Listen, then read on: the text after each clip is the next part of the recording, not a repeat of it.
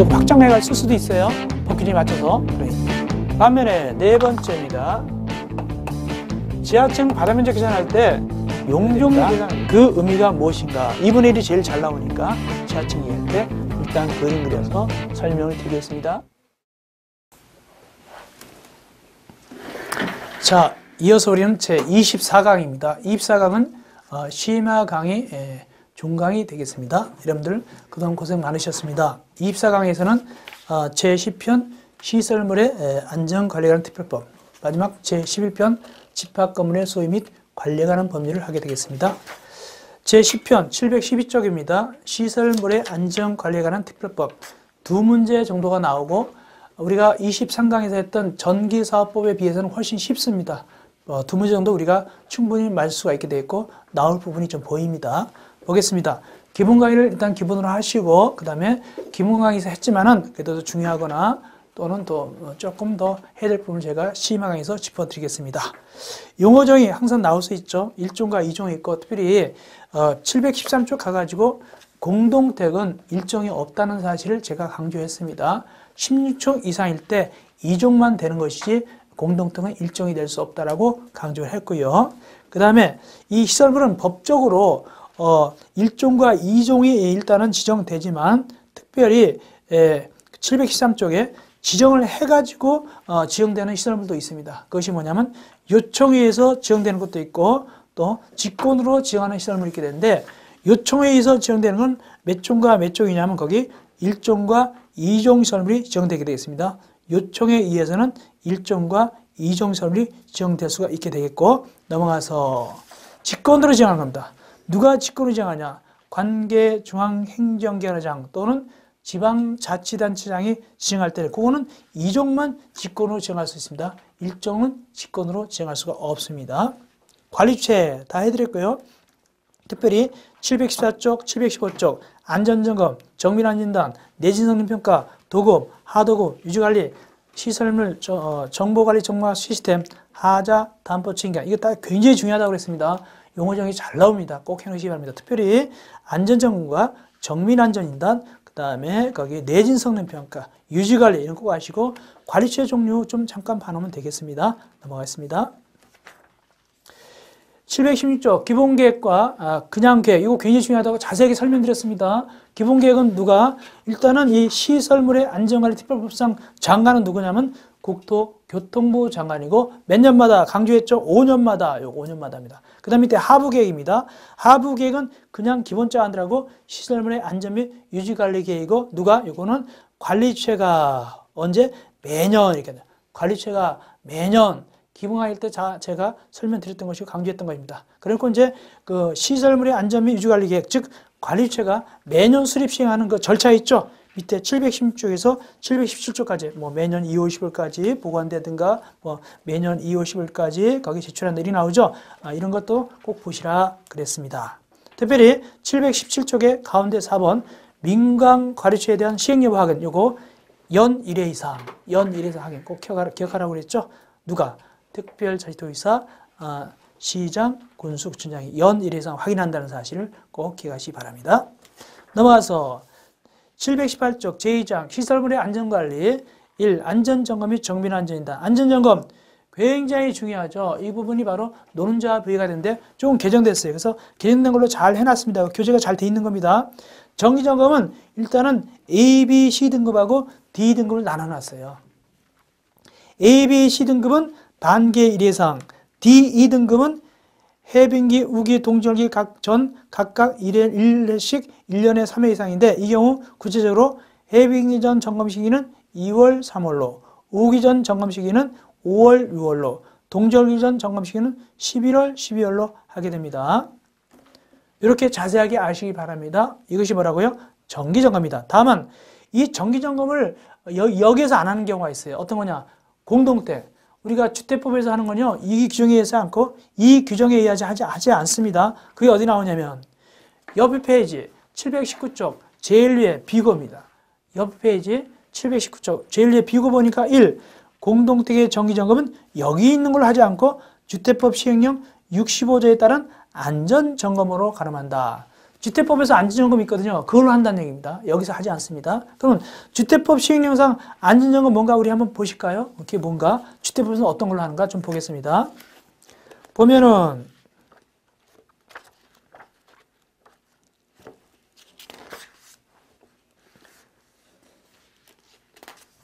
페이지 334쪽입니다.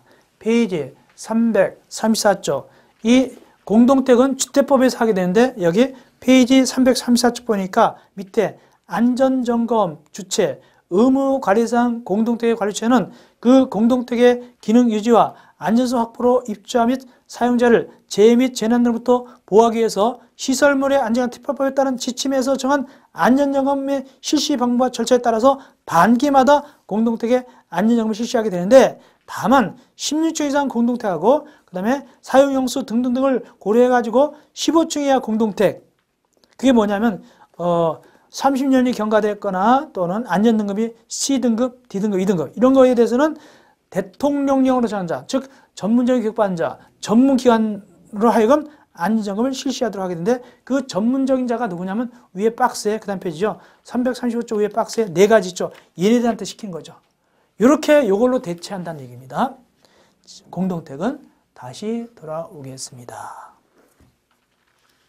718쪽 긴급점검 긴급할 때 하는 것이고 그 다음에 정밀점검하고 정밀안전점 나오는데 점검은요 세 가지가 있는 거예요. 안전점검은 정기점검, 긴급점검, 정밀점검 그 다음에 이제 정밀안전이라는 별개입니다. 별개로 얘기하는 겁니다.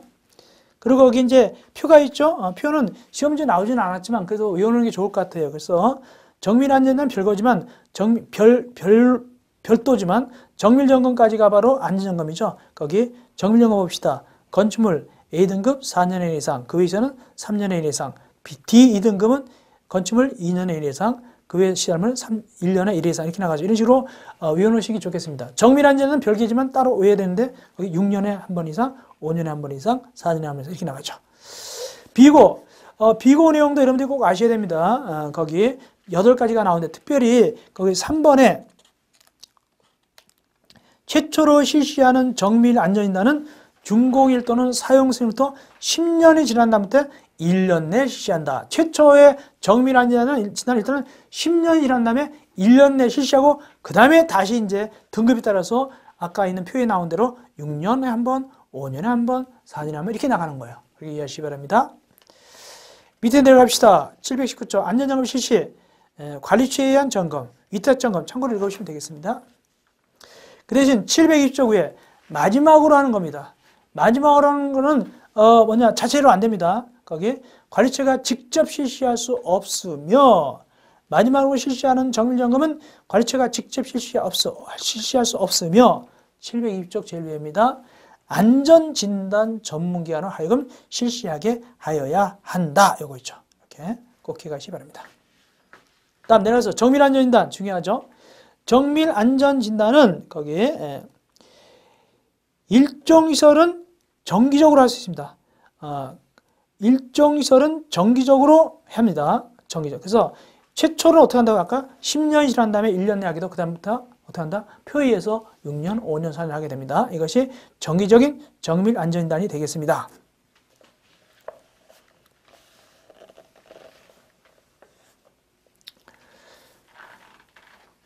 그러면 정밀안전진단은 정기적으로 하는 거는 일종만 합니다. 그런데 일종이 아니더라도 정밀안전진단 하는 경우가 있습니다. 그것이 바로 720조 밑에 괄호 1번 안전점검 결과에 따른 실시. 관리처는 시설물에 대한 안전점검 실시 결과 재해 및 재난 예방과 시설물의 안전성 확보를 위해서 필요하다고 인정하면 정밀안전진단을 실시해준다. 이때는 아파트 공동택도 가능합니다. 2종도 가능합니다. 이때는. 그러나 정기적으로 하는 건 2종 안 됩니다. 즉 1종만 됩니다. 그래서 정기적인 정밀안전은 아파트 같은 공동택은 안 들어갑니다. 왜? 공동택 아파트 같은 건 아무리 높아도 2종밖에 안 되는 거니까. 그래서 필요에 의해서 정밀안전진단하는 것은 2종도 가능합니다. 아파트도 가능합니다. 그러나 정기적으로 하는 것은 2종 안 된다. 1종만 됩니다. 즉 아파트는 포함되지 않습니다. 실시기간 읽어보시면 될 거 다 했던 것이고 내진 성능평가 그것도 아시기 바랍니다. 거기 관리처는 정밀안전진단을 실시하는 경우는 내진 성능평가를 포함하여 실시할 수 있다. 이건 임의 규정입니다.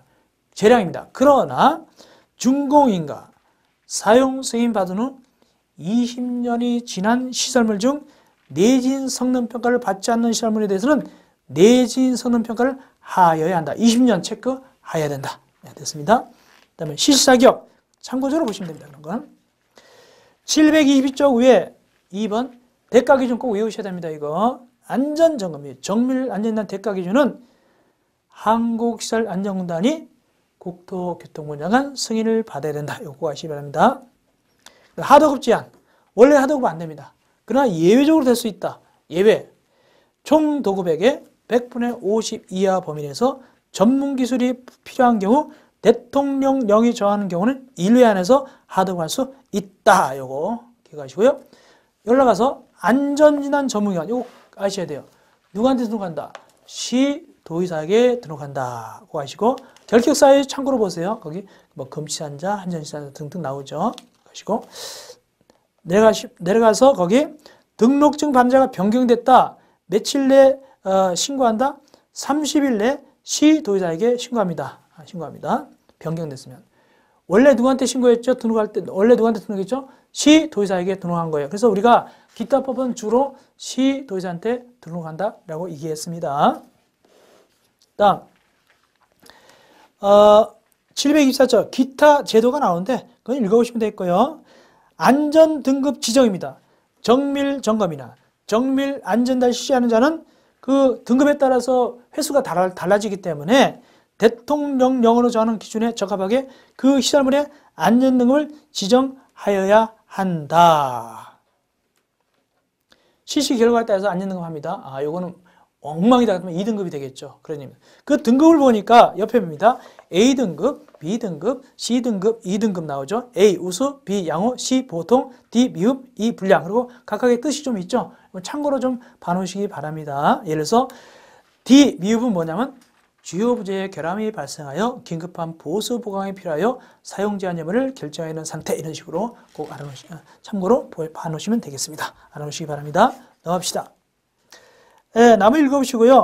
비용 부담 좀 봐야 됩니다. 726조 밑에 5번 비용 부담 안전점검과 정밀 안전진단에 빗드는 비용은 관리주체가 부담한다. 다만 하자 담보 책임기간 내에 시공자가 책임져야 할 사유로 정밀 안전단 실시할 때는 그때는 시공자가 부담한다. 이거 좀 아시기 바랍니다. 지침도 알아야 돼요. 누가 지침을 작성해서 고시하는가?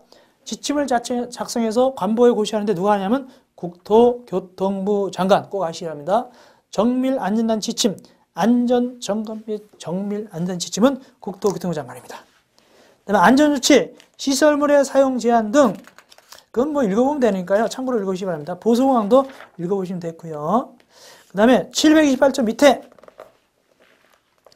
4번 728조 밑에 4번 시설물 재난관리 시스템 구축 운영입니다. 누가 시설물 재난관리 시스템 구축 운영할까? 이 시설물의 안전관리 특별법은 누구냐면은 국토교통부 장관이니까 여기도 역시 국토교통부 장관이 구축 운영할 수 있습니다. 올라가서 설계도서 등 보존 의무 거기 보면 시설물의 발주자는 감리보고서를 공단에 시설물의 시공자는 설계도서 등 관계서를 관리처하고 공단에 관리처는 시설물 관리대장을 공단에 각각 제출한다. 그 제출하는 그 종류하고 대상이 달라요. 꼭 아시기 바랍니다. 그런데 아시고 나머지는 읽어보시면 되겠습니다. 시설물 유지관리 3번입니다. 누가 관리처가 직접 유지관리하거나 유지관리업자로 하여금 유지관리할 수 있게 되는데 다만 아까 했던 주택법상 의무관리 대상 있죠.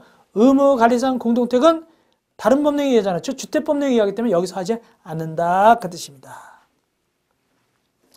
예외 관리처는 지금 얘기한 것에 불구하고 하자 담보 책임기간 내에는 그 시설물을 시공한 자로 하여금 유지관리하게 할 수 있다. 하자 담보 책임기간 내에는 관리처나 유지관리업자가 아니라 시공한 자로 하여금 유지관리하게 할 수 있게 되겠습니다. 비용 관리처가 부담한다. 원칙이죠. 그 다음에 시설물 유지관리자는 성실하게 업무를 수행한다. 읽어보시면 되고요. 마지막 한국시설안전공단입니다. 제가 얘기했죠. 무슨 공사, 무슨 공단. 그러면 민법중 재단법인을 준한다고 했어요. 일단은 이 공단은 법인입니다. 그러므로 주된 사무소 소재 등기하면서 성립하게 되는데 공단에 하는 일 9가지 참고로 보세요. 뭐 정밀안전단, 시설물의 안전점검, 정밀안전단 및 유지관리 기술의 연구개발 기술 지도 보급 등등해서 9가지 있는데 특별히 하나가 이번에 삭제됐으니까 8가지만 기억하면 되겠네요. 7번 삭제됐으니까. 그리고 3번 중요합니다. 그래서 3번. 거기 보니까 거기 국토기술장 인가받고요. 국토기술장 인가받고 내려가서 중요한데 공단에 관해서는 이 법과 공공기관의 운영에 관한 법률의 규정에서 제외하고는 민법 중 뭐라고요? 민법 중 재단법인에 관한 규정을 정한다. 사단법인은 아닙니다.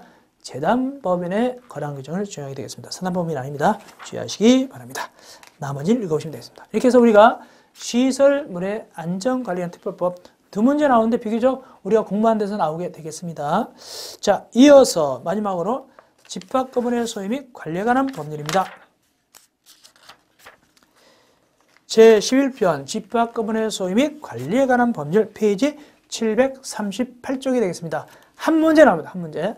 전통적으로 지금까지 한 문제 나왔습니다. 일단은 기본 강의를 꼭 들으시고 다시 듣게 되는데 구분 소유는 제가 기본 강의에서 자세하게 해드렸습니다. 거기 일반 건물은 독립성이 이용상 독립성과 구조상 독립성이 있어야 된다. 그래놓고 특정 상가의 경우는 구조상 독립성이 없고 이용상 독립, 즉 이용상 구분만 있어도 되는데 이때 구조적으로 안 나눠놓기 때문에 거기 경계 표지 같은 걸 뭐 너비 3cm 이상 동판, 스테인리스판, 석재 이런 걸로 표시를 해야 된다. 이렇게 얘기했습니다. 그리고 또 글자도 써놔야 되죠. 그것이 739쪽에 거물번호 표지해가지고 거기 뭐 가로 5cm 이상, 세로 10cm 이런 거물번호도 표시를 해야 되는데 어떻게 써놓는다고요?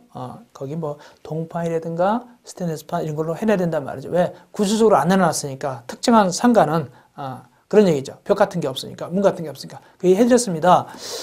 특별히 그 특정 상가 대상은 738쪽에 가운데 보니까 1. 구분정보 용도가 그 운수시설, 판매시설 이런 거죠. 다음은 집배송시설은 제외하고 또 두 번째 그 판매 및 운수시설로서 면적이 1,000제곱미터 이상일 것 등등 나오죠. 그리고 경계를 명확할 수 있도록 왜? 바닥 같은 데 돼 있으니까 구조로 안 나눠놨어요. 이때는 표지를 갖다가 바닥에 경고에 설치하죠. 그리고 번호표도 하게 되는데 다 뭐로 한다고 그랬죠? 거기 밑에 나오죠. 뭐 동판, 스테인리스판 이런 걸로 해놓는단 말이죠. 그 다음에 거기 739쪽 옆에 3번 주택법과의 관계 있죠. 이거 아셔야 됩니다. 집합택의 관리 방법과 기준, 하자 담보 책임에 관한 주택법의 특별 규정은 이 법에 저촉되어 구분 소유자의 기본적인 권리를 해치지 아니하는 범위에서 효력이 있다. 그러니까 결국엔 주택법의 규정하고 이 법 규정은 어떤 게 우선하냐? 이 집합권법이 더 우선인 거예요. 더 센 겁니다. 그렇게 이해하셔야 됩니다. 용어 정의, 구분 소유자, 구분 소유권, 전유 부분, 공유 부분 다 설명을 다 드렸습니다. 제가 이건 기본에서 설명드렸고 특별히 거기 뭐 규약사항 공유무 같은 것도 설명드렸고요. 대지는 뭐 넘어도 괜찮고 대지 사용권도 제가 설명드렸습니다. 대지 사용권은 이것이 나중에 이제 대지 건물과 같이 건물의 전유 부분을 같이 움직일 때는 대지권이 된다고 그랬죠. 대지 사용권 종류는 이렇게 설명드렸습니다. 기본 강의 그림 그려져 있을 거예요. 이렇게 해가지고 이것이 건물이 올라갈 수 있는 권한이 바로 대지사용권이다. 이 대지사용권 종류는 소유권이 있고 지상권이 있고 전세권이 있고 임차권이 될 수도 있다라고 얘기했습니다. 근데 보통 요즘은 아파트 같은 거는 소유권이 많죠. 소유권이 많죠. 이렇게 얘기 드렸습니다. 그것이 바로 740조 밑에가 되겠습니다. 그 다음에 이제 741조 구분 소유자의 권리와 의무가 나오는데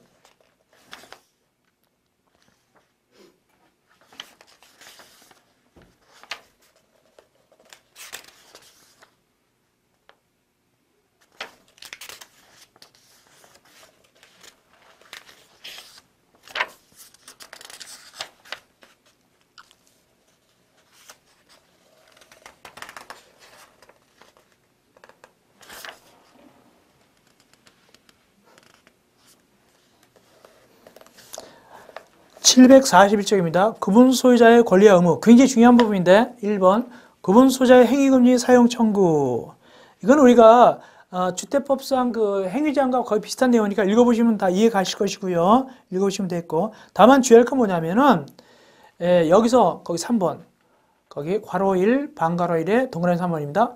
전유 부분을 점유하는 자로서 구분 소유자가 아닌 자에 대하여 이렇게 나오는데 이 구분 소유자 아닌 자를 여기 점유자라고 표현하죠. 점유자입니다. 그러니까 이 집합 건물에서 나올 때 점유자 그러면은 원래 소유권자도 주인도 점유권이 있으니까 점유자가 될 수 있잖아요. 그러나 이 법에서 점유자 그러면 세든 사람을 얘기합니다. 즉 예를 들어서 전세권자나 뭐 임차권자 등 세든 사람을 점유자라고 부른다고 생각하고 주인 그 소유자는 빠지는 겁니다. 그래서 여기서 점유자 그럴 때는 세든 사람 임차권자나 전세권자를 얘기하고 소유권자는 빠진다라고 꼭 생각하고 이해를 하시고 이 법조문을 보셔야 됩니다. 집합 건물에서는. 거기 2번 구분 소유자의 사용 청구. 구분 소유자는 그 전유 부분이나 공유 부분을 보존 개량하기 위해서 필요할 때는 다른 구분 소유자의 전유 부분 또는 자기 공유에 속하지 않은 걸 갖다가 사용을 청구할 수도 있습니다. 예를 들어서 뭐 위에 천장이 샌다 그럴 때는 윗집에 가가지고 윗집에 들어가가지고 화장실을 푼데다 이렇게 할 수도 있어요. 2번 건물의 설치 보존산의 흠추정. 이거 굉장히 중요하다고 그랬죠. 이거 중요하다고 그러는데 특별히 그 끝에 공용부 그 흠은 공용 부분에 존재하는 거로 추정한다. 이거 중요하다고 그랬죠. 내려서 구분소유권 매도청구 이것도 설명드렸습니다. 남의 땅에다 지었을 때 땅 주인은 철거해라 라고도 할 수 있지만 구분소유자에 대해서 그 건물주에 대해서 무조건 지은 건물주인에 대해서 권한 없이 지은 건물주인에 대해서 시가로 매도할 것을 청구할 수 있다. 시가로 청구할 수 있죠. 이것도 중요하고요. 그 다음에 원래 이 구분 소유자는 대지 지분이 있잖아요. 그때 대지 지분이 있다고 해서 자기 그 땅을 갖다가 잘라주시오라고 분할 청구하지 못한다. 됐고요. 그 다음에 올라와서 742점입니다. 구분 건물에 대한 담보 책임. 담보 책임하고 이게 이제 민법상 담보 책임하고 이제 겹치게 되는데 일단은 겹치면 이 법이 더 우선합니다. 이 법이 우선하고 일단은 담보 책임 기간 좀 보겠습니다. 밑에 내려가보니까 담보 책임 기간입니다. 거기 담보 책임에 관한 구분소유의 권리는 다음 기간 내에 행사하여야 한다. 해야 됩니다. 보겠습니다. 거기 1번 건축물의 주요 구조 및 지방공사자 이건 10년입니다. 10년입니다.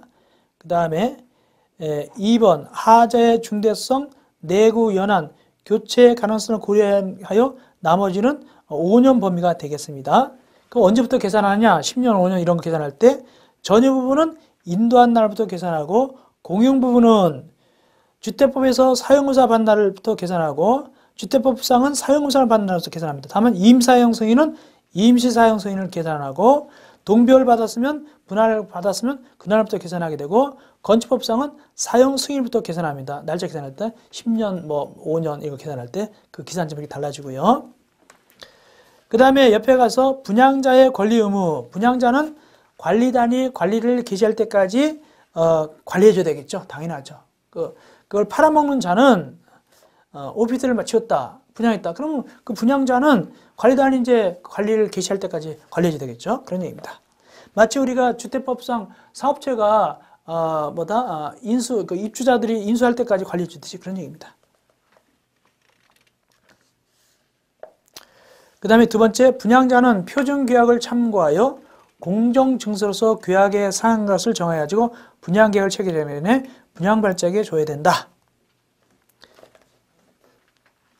계약을 정한다는 얘기죠. 그래서 정해줍니다. 그래서 세 번째, 분양자는 예정된 매수인의 2분의 이상이 이전 등을 하면 3개월 내에 구분소유자가 계약 설정 및 관리인 선임을 하기 위한 관리단체표를 소집하지 않은 경우는 지체 없이 유리한 관리단체표를 소집해야 된다. 이때는 예외적으로 분양자가 관리단체표를 소집해 줄 수도 있는 거예요. 왜냐면 반 이상이 이제 이전 등기해야 하고 이때는 3개월 내에 해야 됩니다. 관리단체표를 소집해야 되죠. 누가? 분양자. 그래야지 이제 관리하도록 넘겨줘야 되겠죠. 공용 부분입니다. 너무 읽어보시면 됐고요. 너무 해드렸고요. 그 다음에 뭐가 중요하냐면 올라가서 744쪽 공용 부분 지분은 전유 부분 면적 비율에 따른 것이 원칙입니다. 그래서 평수가 크면 공용 부분 지분도 크게 됐죠. 그리고요. 그 다음에 이게 굉장히 중요하다고 했어요. 바로 2번 지분의 전유 부분과 일체성. 공용 부분에 대한 공유자 지분은 그가 가지는 전유 부분의 처분에 따른다. 그래서 공유자가 가지는 전유 부분과 분리해서 공용 부분을 따로 처분할 수 없다. 이건 절대적이라고 그랬어요. 절대적이라고 그랬어요. 그래서 이 전유 부분을 팔면 공용 부분도 같이 팔리는 것이지 전유 부분 따로 팔고 공용 부분 따로 팔고 그러면 안 된다고 그랬습니다. 이거 굉장히 중요하다고 그랬습니다. 절대적이다 그랬고 744점 밑에 공용 부분의 변경 관리, 이건 4분의 3을 외워놔야 돼요. 관리단체표에서 변경은 4분의 3 이상 및 의결권의 4분의 3 이상 결의로서 결정한다. 4분의 3 꼭 이용해서요. 변경입니다. 다만 밑에 기역, 니엇, 기역, 공용 부분 개량을 위한 것으로서 지나치게 많은 비용이 든다 등등 기역, 니엇, 이 두 가지 경우는 통상집회, 즉 과반수 결의로 할 수 있습니다. 이해적으로 과반수로도 할 수 있다. 제일 밑에입니다. 통상관리는 거기 보통 관리는 통상집회 결의로 한다. 즉 과반수 찬성입니다. 과반수 결의하게 되는데 그런데 보존행위는 각자가 할 수 있다. 민법상 물권법에서 공유자는 보존행위 각자가 할 수 있죠. 여기도 역시 각 공유자가 보존행위는 할 수 있다. 이런 것도 아시기 바랍니다. 참고적으로 나머지 읽어보시면 됐고요. 그 다음에 공용 부분의 부담 수익. 각 공유자는 규약에 달리 정한 바가 없으면 그 지분의 비율에 따라서 공용 부분의 관리비 이용과 그 밖의 의무를 부담하며 또 이익이 생기면 이익을 취득하게 된다. 그 비율에 따라서 공용 부분의 지분에 따라서 부담하기도 하고 이익 내기도 합니다. 이익을 받기도 합니다. 그래서 평소만큼은 돈 부담도 많고 이익도 나면 이익을 더 많이 받게 되겠죠. 이어서 746조 위에 공용 부분에 관하여 발생한 채권의 효력입니다. 공유자가 공용 부분에 관해서 다른 공유자에 대해서 가지는 채권은 그 특별 승계에 대해서 행사할 수 있다. 다른 사람이 사가지고 왔단 말이죠. A라는 사람이 다른 공유자한테 빚을 갖고 있었다. 빚을 지고 있었는데 A가 B한테 팔아먹었다. 그러니까 B에 대해서 행사할 수 있습니다. B의 특별 승계. B에 대해서 야 옛날 주인이 공유 부분 안 낸 거 이건 네가 내 이렇게 할 수 있다는 얘기입니다. 그 다음에 대지사용권. 대지사용권은 이미 말씀드렸고 특별히 대지사용권과 전유 부분은 일체성입니다. 일체성. 그래서 전유 부분 팔면은 대지사용권도 같이 팔린데 이런 대지사용권을 우리는 대지권이다라고 부른다고 그랬어요. 그런데 이것이 항상 그런 건 아니에요. 항상 그런 것이 아니다. 2번입니다. 다만 규약으로서 달리 정한 경우는 그러지 않다. 그래서 이 아까 전유 부분하고 공유 부분은 항상 같이 움직이지만 이 대지사용권하고 이 전유 부분하고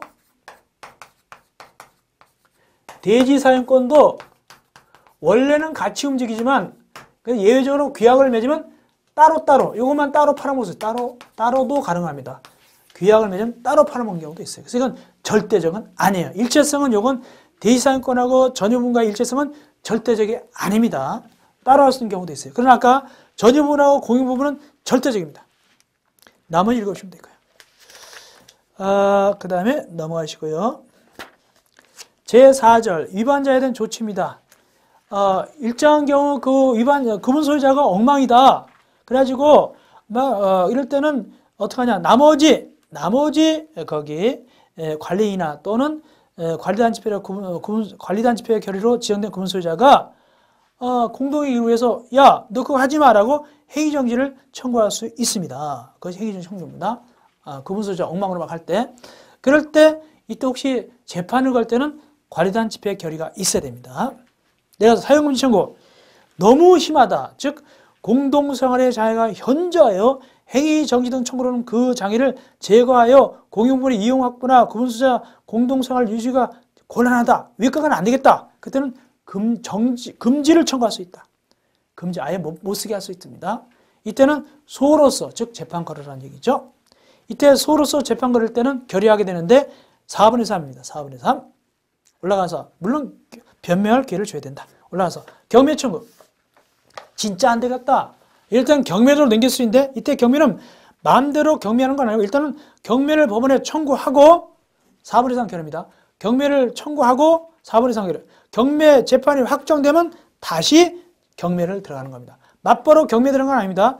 맞벌어 경매를 들어간 건 아니고 경매 청구 법원에다가 경매 청구를 하고 4분의 3 결의해서 경매 청구를 하고 법원에다가 그것이 판결에 의해서 경매 청구가 확정되면 다시 이제 거기에 기해서 경매로 들어가는 거단 말이죠. 맞바로 경매 들어간 건 아닙니다. 그 이유가 4번입니다. 위 1의 청구에 따라 경매를 명한 재판이 확정되었을 때 그 청구를 하는 경매를 신청하죠. 확정돼야 다시 경매 신청 들어가지 맞바로 경매 신청 들어간 건 아닙니다. 그 다음에 네 번째, 전유 부분의 점유자에 대한 있는 청구. 이거 점유자는 누구라고 그랬죠? 점유자는 이거 세든 사람이라고 그랬잖아요. 세든 사람. 세든 사람에 대해서 나가라 할 수 있다는 얘기입니다. 나머지 구분 소유자나 거기 관리인이나 관리단 지표로 결의된 지연된 구분 소유자가 그 세든 사람에 대해서 나가라 할 수 있습니다. 계약을 해지하고 나가라 할 수 있습니다. 누구에 대해서? 세든 사람 얘기하는 겁니다. 원래는 누가 쫓아내야 됩니까? 구분 소유자, 원래 주인이 쫓아내야 되겠지만 주인은 다른 데 살고 이 세든 사람이 세를 잘 내는 거예요. 잘 내는데 굳이 쫓아낼 필요 없죠. 근데 주위 사람들이 괴로운 거예요. 이럴 때는 주위 사람들이 할 수 있다는 얘기입니다. 읽어보시면 되겠습니다. 여기 점주자는 세든 사람을 얘기합니다. 그 다음에 관리단, 관리는 굉장히 중요하죠.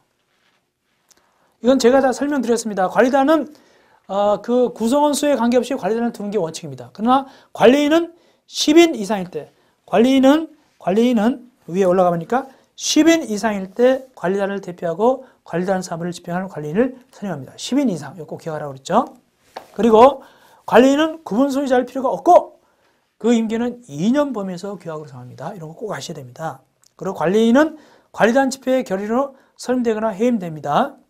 다만 규약으로 관리위원회 결의를 하면 거기서 하면 되고, 그 다음에 구분 소유자 승낙받아 전유분을 점유한 자는 관리단 집회에 참석해서 그 구분 소유자의 의결권을 행사할 수 있다. 즉 세든 사람도 승낙받아서 의결권을 행사하는 경우가 있다는 얘기입니다. 그다음 다섯 번째, 관리인에게 부정한 행위나 그 밖의 직무를 수행하기에 적합하지 않다. 이럴 때는 각 구분 소유자가 관리인 해임을 법원에 청구할 수도 있다. 원래 해임을 관리단 집회에서 할 수도 있지만 개인도 할 수 있다는 얘기입니다. 권한과 의무 꼭 아셔야 됩니다. 이 관리인이 하는 일입니다. 거기에 공용 부분의 보존, 관리, 변경, 행위 등등 4가지 관리인의 권한입니다. 꼭 아시기 바라고, 그 다음에 특별히 세 번째 보니까 관리단을 대표해서 재판상 또는 재판 외 행위를 할 수 있죠. 관리인이. 또 대표권 제한, 관리인 대표권 제한할 수 있지만 다만 선의 제3자에게 대항할 수는 없습니다. 이런 것도 아셔야 되고, 관리인은 보고 의무, 매년 1회 이상 구분 소유자에게 보고해야 됩니다. 월별 보고 의무입니다. 거기에 달리 보고 없으면 월 1회 이상 구분 소유자에게 집행 내역 같은 걸 서면으로 보고해야 됩니다. 그렇게 하시면 되고요. 나머지 줄 읽어보시면 되겠고요. 그 다음에 관리위원회입니다. 관리위원회는 관리단의 규약으로 정한 바에 의해서 관리위원회를 둘 수 있습니다. 그래서 관리위원회는 어떻게 하냐? 관리인을 갖다가 집행 감독하죠. 관리위원회는 관리인을 집행 감독합니다. 마치 입자 대표이처럼. 관리위원회 구성입니다. 관리단 집회 결의에 선출하게 되는데 구분 소유자 중에서 올라가 보니까 거기 나오죠. 결계 사유 참고로 보시고, 소집 위원장이 수집하네요. 그 다음에 어떤 경우 수집해야 되냐, 또 거기 박스 관리위원은 5분 이상이 청구할 때, 관리인이 청구할 때, 그 다음에 그 밖에 결정할 때, 이때는 위원장의 관리위원회 소집해야 됩니다. 어떤 절차에 의해서 청구일부터 2주일 내 회의일로부터 소집 통지 절차를 일주일 내 밟지 아니하면 소집을 청구한 사람이 관리위원회를 소집할 수도 있습니다. 관리위원회 소집하려면 일주일 전에 일정 사항을 구체적으로 밝혀가지고 관리위원회에게 통지해야 됩니다. 이런 절차를 좀 아시기 바랍니다. 다만 관리위원회 전원이 동의하면 굳이 소집 절차 거치지 않고도 열 수 있습니다. 소집할 수 있습니다. 의결 방법, 과반수입니다. 과반 찬성. 그 다음에 규약. 규약도 다 해드렸고요. 읽어보시고요. 특별히 규약의 설정 변경 폐지 중요합니다. 4분의 3 중요해요. 4분의 3 꼭 읽어놓으세요. 754점 밑에 구분 소유자의 4분의 3 및 이상 및 의결권의 4분의 이상 찬성, 요거 규약의 설정 변경 폐지 꼭 아시고요. 올라가서 규약은 구분 소유자의 특별 승계에도 효력이 있다. 새로 이사 온 사람도 효력이 있습니다. 읽어보시고. 그 다음에 집회는 두 가지가 있어요. 정기관리단 집회하고 임시관리단 집회가 있습니다. 정기관리단 집회는 관리는 매년 회계연도 종료 3개월 이내에 정기관리단 집회를 수집합니다. 이게 정기관리단 집회입니다. 회계연도 종료 3개월 이내. 그 다음에 임시관리단은 어떻게 하냐면 필요하다 할 때 하는데, 특별히 밑에 2번 구분 소유자 5번 이상의 회의 목적사항을 구체적으로 밝혀서 청구하면 관리는 관리단 집회를 수집해야 된다. 이 경우 규약으로 그 정수를 감경할 수도 있다. 나머지 절차는 읽어보시면 되겠습니다. 그 다음에 소집 절차 올라가서 관리단 집회 소집하려면 일주일 전에 통지하여야 한다. 756조 위에입니다. 나머지 읽어보시고요. 내려가서 결의는 통지한 사항에 관해서만 결의할 수 있다. 관리단 집회 통지한 사항만 결의하는 게 원칙입니다. 그 다음에 의결권. 거기 의결권은 올라가서 특별한 규정이 없으면 공용부분에 대한 지분의 비율에 따른다. 그 그 다음에 뭐가 좀 알아야 되냐면은 거기에 넘어가서 봅시다. 거기 가운데 의결 방법 3번 의결 방법의 동그라미 2번입니다. 757조 의결 방법의 동그라미 2번 의결권은 서명이나 전자적 방법으로 또는 대리를 통해서 행사할 수 있다. 이런 것도 좀 아시기 바랍니다. 넘어갑시다. 그 다음에 758조 위에 6번 구분 소유자가 만나기 힘들다.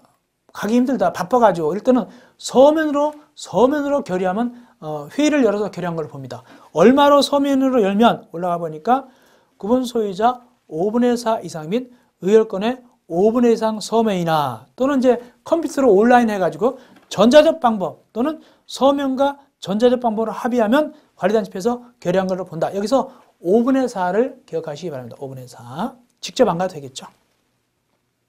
효력. 관리단체표는 구분 소유자의 특별 승계에도 효력이 있다. 새로 이사한 사람도 효력이 있다는 얘기죠. 그 다음에 결의 취소서.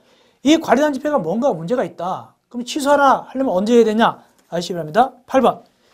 구분 소유자는 다음 어느 하나에 해당하는 경우는 집회 결의 사실 안 날부터 6개월 이내에 결의한 날부터 1년 이내에 결의 취소서를 시할 수 있다. 안 날부터 6개월, 있은 날부터 1년입니다. 꼭 기억하시기 바랍니다. 결의 취소서의 그 소제기 기간입니다.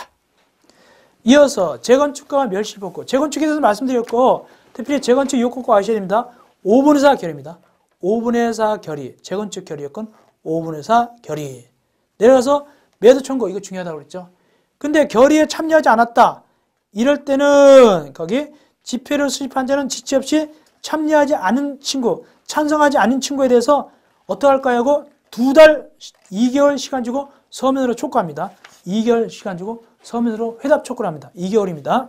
그래서 올라가보니까 2개월 내에 회답해야 된다. 근데 만약에 2개월 내에 회답하지 않거나 또는 거부하면 어떡하냐? 내려갑니다. 회답하지 않으면 거부한 걸로 봅니다. 내려가서 매도 청구 들어갑니다. 진짜 거기 보니까 촉구 수령부터 기업 2개월 재건축이 지어버리라고 그랬어요. 촉구 수령부터 2개월이 지나면 이렇게 됩니다. 2개월 시간 주잖아요. 재건축일은 지어버리고 2개월이 지나면 재건축 결의에 찬성한 각 구분 소유자 또 참가할 뜻을 회답한 각 구분 소유자 또는 이들 전원협의에 따라서 구분 소유권과 대지사용권을 매수하도록 지정된 자는 한마디로 매수하도록 지정된 자, 매수증자는 거기에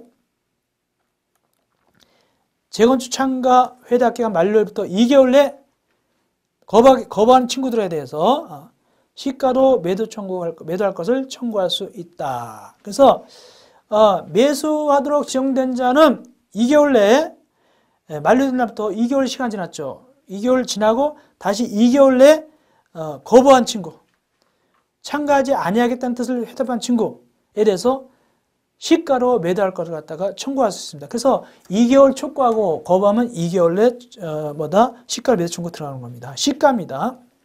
그렇게 하시면 됐고요.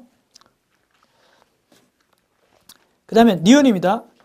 위 기억 청구가 있는 경우 재건축에 참가하지 아니하겠다는 뜻을 회답한 구분 소유자가 건물을 명도하면 어떤 간에 이래가지고 이제 팔았단 말이죠. 이럴 경우에 그걸 건물을 넘겨주게 되면 굉장히 문제가 많다. 이럴 때는 법원은 그 구분 소유자 청구에 따라서 1년 초과진 범위에서 유예할 수 있다. 그러니까 명도에 대해서 적당히 허락할 수 있다. 1년을 초과했죠. 늦게 나가라 할 수 있다는 얘기입니다. 우리가 좀 아버님이 우리는 돌아가시겠습니다. 몇 개월 시간 주셔. 이런 식으로 6개월 시간 이러면 허락할 수 있다는 얘기입니다. 다만 이거는 현저한 어려움을 겪을 우려가 있고 재건축 수익에 큰 영향이 없을 때. 근데 사실상은 재건축 수익에 큰 영향이 많습니다. 이게 금융비용이 많이 들어가거든요. 융자 받는데 6개월씩 기다리면 그 이자만 은행에다 이자 내는 게 얼마입니까? 그래서 사실상 허락받기가 힘들 겁니다. 재매도 청구. 이건 뭐냐면 그래서 이제 할 수 없이 매도 청구했어요. 거부해가지고 매도 팔았어요. 팔고 이제 자기 이사 갔단 말이죠. 이사 갔는데 자기 건물을 갖다가 가만히 보니까 재건축 결의해놓고 2년 내에 거기 착수하지 않더란 말이죠. 건물 철공사를 착수하지 않더라. 2년이 지나도록 자기 건물을 자기가 팔았는데 그 건물을 철거하지 않더라. 한마디로 재건축 안 하고 있단 말이죠. 2년 지나도록. 그럼 어떡하냐? 그 기간이 만료된 날 6개월 이내에 다시 가가지고 야 지난번에 나한테 팔았던 거 내가 나한테 다시 돌려줘. 돈 줄 테니까. 이렇게 가지고 원래 주인이 다시를 다가 매도를 청구할 수 다시 이제 재매도 청구할 수 있다는 겁니다. 다시 원위치에 돌아갈 수 있다는 겁니다. 2년이 지나도록 건물 출고 안 들어가면 니네들 2년 동안 뭐 했어? 다시 나한테 팔어. 내 거니까. 라고 6개월 이내에 다시 매도 청구할 수 있다는 얘기입니다. 이 경우 금액을 얼마나 주느냐? 처음 받은 금액에 상당한 금액, 옛날에 받은 금액에 상당한 금액, 그동안 올랐을 거 아닙니까? 오른 금액 달라고 하면 너무 억울하죠. 그러니까 이때는 원래 받았던 금액에 상당한 금액을 지급하고 매도 청구할 수 있습니다. 다만 건물 철공사가 착수하지 않는 타당한 이유가 있을 때는 그때는 예외로 하고 그러면 예외가 되고 이 타당한 이유는 법원에서 결정하겠죠. 어떤 것이 타당하다. 멸실복금이다. 그 건물이 망가지거나 불났는데 깨지거나 그랬는데 가격으로 따니까 이분을 이하다. 이럴 때는 개인이 자기 전유 부분도 복구할 수 있고 공유 부분도 복구할 수 있고 이 공유 부분 복구는 여러 사람 돈 내야 되니까 자기 지분 많고 나머지 대해서는 돈 달라고 할 수 있습니다. 이것이 그 건물 가격 2분의 1 이하 멸실이고 건물 가격 2분의 1 초과다. 이때는 멸실된 것이 가격 따지니까 2분의 1 초과되게 멸실됐다. 이때는 개인이 못합니다. 5분의 4 결의해가지고 공용 부분만 복구할 수 있습니다. 5분의 4 결의해서 공용 부분만 복구할 수 있고 이 경우에 찬성한 구분소유자 외에 거기 3번입니다. 이 결의 5분의 4 결의에 찬성한 구분소유자 외의 구분소유자는 즉 거부한 자는 5분의 4 공유부분 복구에 대해서 거부한 자는 어떻게 하냐? 나한테 내 거 사줘. 매도가 아닙니다. 사달라고 할 수 있어요. 나는 안 할 거야. 내 거 사줘라고 시가로 매수를 청구할 수 있다. 시가로 매수를 청구할 수 있겠습니다.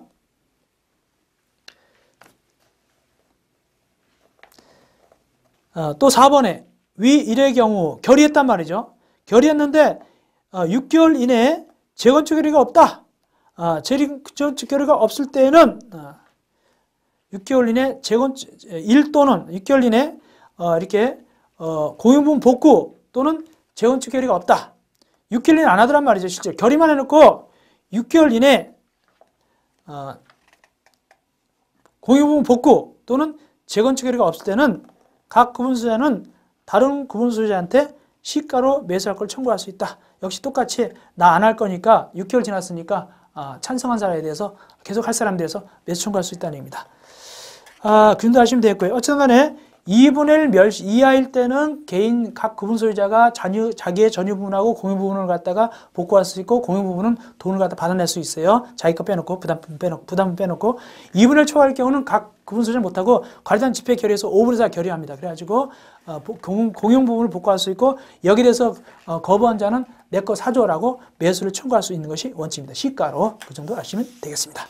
이어서 762조 집합건물 분쟁조정위원회입니다. 어디다 두느냐? 시도에 두게 되겠습니다. 어떤 걸 위해서?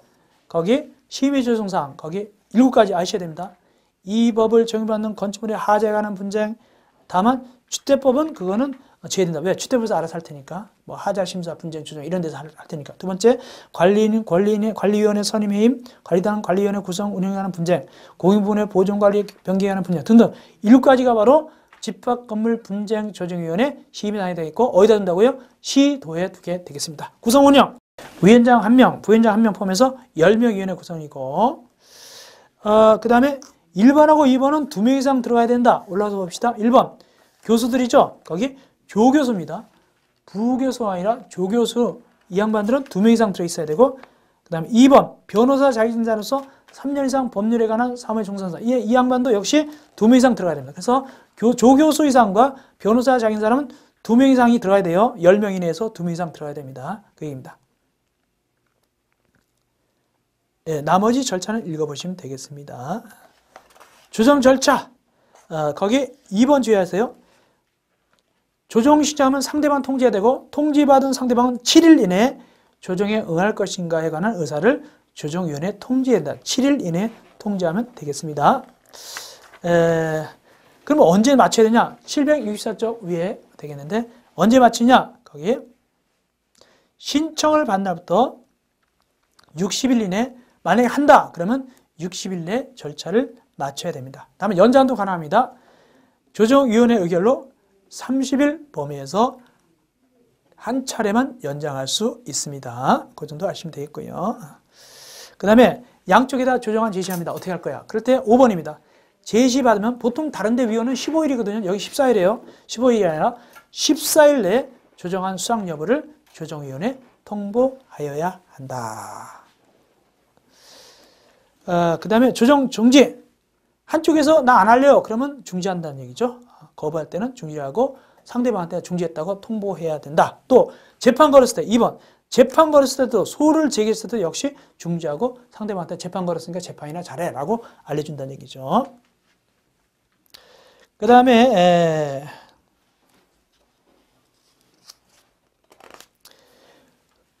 법원의 소송 계속 중에 조정 신청할 때는 조정 신청을 각하한다. 당연하죠. 재판 걸리는데 조정 들어온 거예요. 그럼 조정 약한 건데, 그러니까 재판 우선하니까 조정 각하해버린단 말이죠. 안 받는다는 얘기입니다. 조정의 효력. 에서 조정서 3부를 오케이 했으면 3부를 작성해가지고 위원장 양쪽 당사자에서 3부 작성해서 서명 날인합니다. 서명 날인다. 책임진다는 얘기죠. 그럼 조정하면 어떻게 하냐? 재판상 화해가 아니라 합의가 성립된 걸로 봅니다. 합의가 성립된 걸로 본다. 조정할 때 필요하면 어떻게 하냐면 그거죠. 하자, 감정 등을 요청할 수 있죠. 거기 보니까 그건 참고로 읽으시면 되겠습니다. 비용은 당사자가 부담하는 것이 원칙이고요. 여기까지가 바로 집합건물 분쟁 조정위원회였습니다. 자, 여기까지가 집합건물의 소유 및 관리에 관한 법률입니다. 한 문제 나와요. 제가 자세히 해드렸습니다. 이 정도 하면 여러분들이 충분히 한 문제 풀 수가 있겠습니다. 여러분들 고생했습니다. 이렇게 해서 우리가 시음화 강의를 끝내고요. 근데 또 이제 다시 또 이제 우리가 문제풀이 강의로 들어가면 되겠네요. 여러분들 문제풀이 강의에서 뵙겠습니다. 고생 많이 하셨습니다.